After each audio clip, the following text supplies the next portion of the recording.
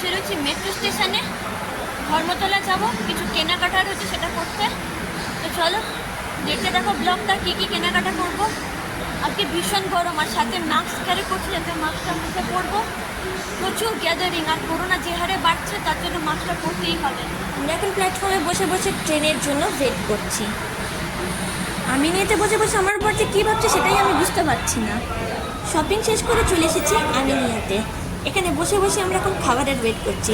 আজকে মনে হয় কপালে শুধু ওয়েটিংই লেখা রয়েছে। তো চলো দেখো আর কতক্ষণ আমাদের ওয়েট করতে হয় সব তোমরা দেখতে পাবে ভিডিওতে। ওয়েট করতে করতে অবস্থা খারাপ হয়ে যাচ্ছে, কিন্তু কি করব, আমরা যেহেতু শেষে ঢুকেছি, দোকান বন্ধ হওয়ার টাইম, আর এখন হাঁড়িটা বিরিয়ানির নামবে, যেটা আমরা ফ্রেশ বিরিয়ানি পাবো। আমার অবস্থা এমন হয়ে গেছে যেন আশায় মরে চাষা। শেষ পর্যন্ত চলে এসছে মাটন বিরিয়ানি, আর আমার মাথায় খালি ঘুরছে আরসালান আর আরসালান। প্রিয় তো আরসালান না, কিন্তু যাই হোক আমিনিয়ার বিরিয়ানি কিন্তু কম না। এই বেল্লাই একটা আলু দিয়েছে, তার সাথে একটা 60 থেকে 70 গ্রামের মাটন দিয়েছে, আর খেতে তো অসাধারণ লাগছে। তোমরা কে কে আমিনিয়ার বিরিয়ানি খেতে পছন্দ করো অতি অবশ্যই কিন্তু কমেন্ট সেকশনে জানিও।